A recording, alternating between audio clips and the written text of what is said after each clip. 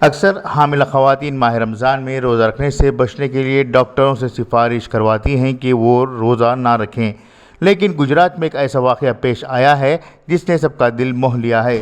سورت کے ایک اسپتال میں خدمات انجام دینے والی خاتون نے کووڈ مریضوں کی دیکھ بھال کرتے ہوئے ملک بھر میں اپنا نام روشن کیا ہے۔